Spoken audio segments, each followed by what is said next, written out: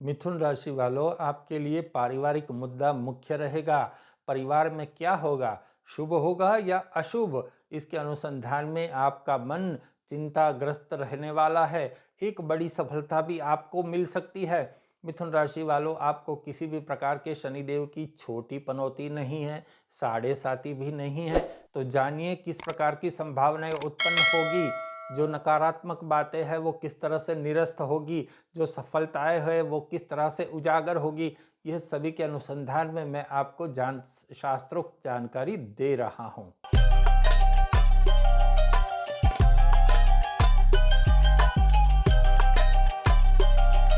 नमस्कार, मैं अमित त्रिवेदी, ज्योतिषाचार्य। विक्रम संवत 2081 का प्रारंभ हो चुका है और 2025 का यह अंग्रेजी वर्ष है, वह भी हमारे लिए बहुत महत्वपूर्ण है, क्योंकि व्यवहार में अंग्रेजी वर्ष हम बहुत उपयोग करते हैं। बार बार 2025 लिखेंगे, बार बार 2025 हम बोलेंगे भी, तो इसका प्रभाव हम पर अधिक पड़ेगा। इसके अनुसंधान में मंगल ग्रह जो है वह बड़ा प्रभावित होगा, क्योंकि 2025 जो है वह मंगल का वर्ष है। मंगल का प्रभाव अधिक होगा और मंगल के साथ साथ और कई ग्रह भी है। तो सभी के कॉम्बिनेशन में क्या क्या संभावनाएं उत्पन्न होगी, इसके अनुसंधान में मैं जानकारी अभी दे रहा हूं। मिथुन राशि वालों, यह वीडियो केवल आपके लिए है। आप यह वीडियो, ये चैनल सब्सक्राइब अवश्य कर लीजिए और जी हाँ, अपने मित्रों को, दोस्तों को इसके अनुसंधान में जानकारी अवश्य दीजिए और नोटिफिकेशन का जो बटन है उसको भी प्रेस कर लीजिए। हम पुरुषार्थ को प्रारब्ध का बल देने की बात करते हैं। पुरुषार्थ तो करना ही है, किंतु यदि प्रारब्ध का बल मिल जाए पुरुषार्थ को, यदि पुरुषार्थ को सात्विक उपायों का बल प्राप्त होता है, तो सोने पे सुहागा आ गया, यही समझो। चलिए मिथुन राशि वालों, सबसे पहले बात करते हैं कि हेल्थ के अनुसंधान में आपकी परिस्थिति कैसी रहेगी। कोई मेजर प्रॉब्लम मुझे यहाँ आपकी हेल्थ के अनुसंधान में नहीं दिखाई देती, किंतु आपको पेट की बीमारी से सावधान रहना होगा। दंत पीड़ा, दांत की पीड़ा आपको सताएगी, तो खान पान में थोड़ी सावधानी रखिए। वाहन चलाते समय आपको अत्यधिक सावधानी रखनी होगी। यह छोटी छोटी जो बातें हैं वो आपको शरीर का सुख नहीं लेने देगी, तो आपको विशेष सावधानी रखिए। यूँ समझ लीजिए कि सावधानी हटी तो दुर्घटना घटी, किंतु छोटी छोटी अगर मोटी बातें आपके लिए यह बात सिद्ध होके आ सकती है। चलिए बात करते हैं सामाजिक संबंध कैसे रहेंगे, सामाजिक परिस्थिति कैसी रहेगी। आपके दाम्पत्य जीवन में थोड़ा मनमुटाव आएगा। फरवरी तक आप संयम रखिए। यदि आप स्त्री है तो भी और पुरुष है तो भी फरवरी तक आप संयम रखिए। मिथुन राशि वालों, फरवरी के बाद सब कुछ धीरे धीरे सेटल हो जाएगा।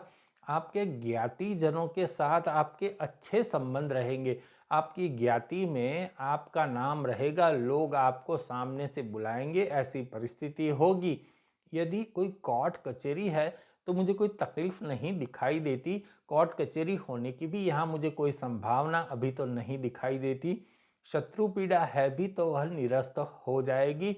आपके हित शत्रु जो है अभी निराश होके घर बैठ जाएंगे, ऐसी परिस्थिति है। किंतु पिता के साथ आपको अपने संबंध संभालने होंगे। मिथुन राशि वालों, चलिए बात करते हैं आपकी कैरियर का ग्राफ कैसा रहेगा। यदि आप जॉब करते हैं तो जॉब में मुझे कोई भी प्रॉब्लम नहीं दिखाई देती। आपकी जॉब अच्छी तरह से चलेगी। धन प्राप्ति भी आपको होगी। यदि आपका कोई इंक्रीमेंट मिलने वाला है तो वह इंक्रीमेंट भी आपके अपेक्षा के अनुसार आपको मिलेगा। प्रमोशन के भी योग यहाँ बनते दिखाई देते हैं। यदि आप बिजनेस करते हैं तो अभी थोड़ा संघर्ष है, आपको मेहनत अधिक करनी पड़ेगी, किंतु अप्रैल के बाद बिजनेस के साथ अच्छा समय आने वाला है। व्यापार का विस्तार होगा। यदि आपको कोई लोन लेनी है तो आपकी लोन पास होगी। मकान बनवाना है खुद का तो इसके अनुसंधान में भी यहाँ योग उजागर हो रहे हैं। यदि आप कंसल्टेंट है तो आपके लिए बहुत अच्छी परिस्थिति दिखाई देती है, किंतु जो लोग शेयर बाजार से जुड़े हैं, आजीविका के लिए केवल शेयर बाजार के कार्य का उपयोग करते हैं, तो उनको सावधान रहना है, संयम पूर्वक काम करना है। चलिए मिथुन राशि वालों, आपकी आर्थिक परिस्थिति कैसी रहेगी? अगर आपको कोई कर्जा है तो कर्जे में डूबते जाएंगे। कर्जा अधिक मत करना, अपनी आवश्यकता से भी कम पैसा आप लेने का आग्रह रखना। जहाँ तक कर्जे की बात है, लोन की बात है, पैसों के बिना आपका काम रुकने वाला मुझे नहीं दिखाई देता।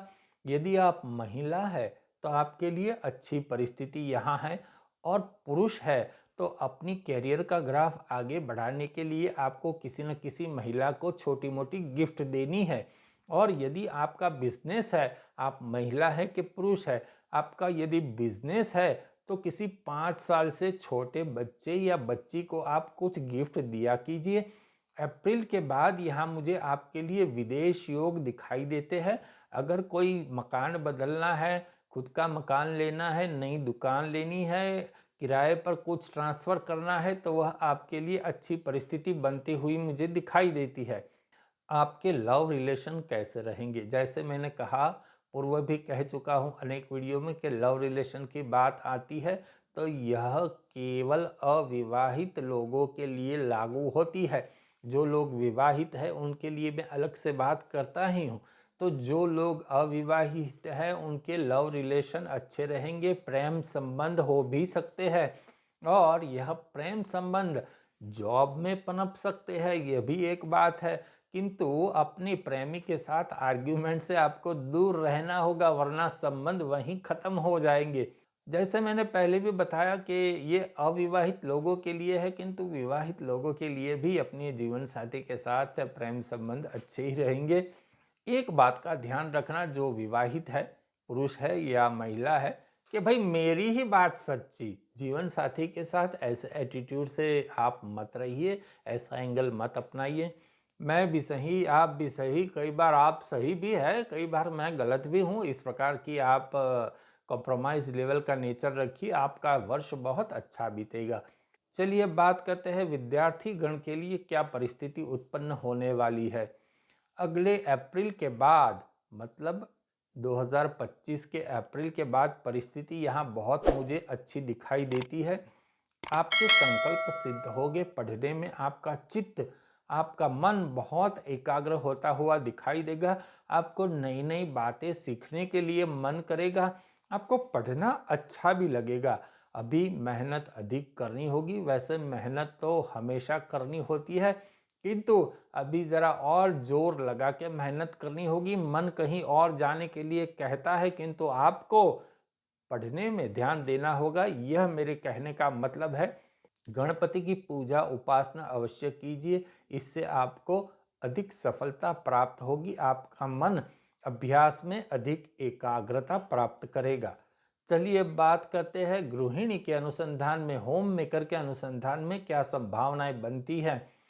आप अधिक सैद्धांतिक विवाद घर में मत करना। भाई मेरा ज्ञान आप सब ले लो, ऐसी बात भी मत करना। सब धीरे धीरे होगा। कई बार हमारी बात सामने वाला एकदम से नहीं समझता, धीरे धीरे समझता है। यह बात आप मन में रखना, आपके लिए अच्छी बात भी, वरना बुरी हो जाएगी। और हर गुरुवार को कुछ न कुछ मीठा बनाकर घर वालों को खिलाया कीजिए। अब बात करते हैं सात्विक उपाय की। मैं सात्विक उपाय की बात करूं इस पूर्व आपसे पुनः अनुरोध करूंगा कि यह चैनल आप सब्सक्राइब अवश्य कर लीजिए। और आपके लिए मेरे पास एक समाचार भी है, और यह समाचार ये है कि यहाँ नीचे ज्वाइन का बटन आपको दिख रहा है। इस ज्वाइन के बटन के ऊपर आप प्रेस कीजिए। ज्वाइन के बटन के ऊपर प्रेस करते ही हम और आप जुड़ जाएंगे, और आपको मेरे द्वारा कुछ शुभ सेवाएं प्राप्त होने लगेगी। वह शुभ सेवाएं आपके जीवन को समृद्ध बनाने के लिए मदद रूप होगी, तो आप अवश्य ज्वाइन का बटन दबा दीजिए। चलिए बात करते हैं सात्विक उपाय की। आपको विष्णु सहस्त्र नाम जप करना है। नित्य विष्णु सहस्त्र नाम जप नहीं कर सकते तो हर बुधवार को अवश्य विष्णु सहस्त्र नाम जप कर लीजिए। आपके लिए सफलता के द्वार यह विष्णु सहस्त्र नाम जो है वो खोल सकता है। तुलसी जी को आप जल अर्पण कीजिए। अपनी कुलदेवी की भी पूजा उपासना आप अवश्य कीजिए। शुक्रवार को दूध और चावल का मिश्रण करके आप भोजन में इसका उपयोग कीजिए और माता को सफ़ेद पुष्प अर्पण कीजिए। यह जो सात्विक उपाय है वह आपके जीवन को सकारात्मक राह पर ले आएगी, आपके जीवन को पवित्र करेगी, नकारात्मक शक्तियों को निरस्त करेगी और आप अपने आप को सुखी और समृद्ध महसूस करेंगे। नमस्कार।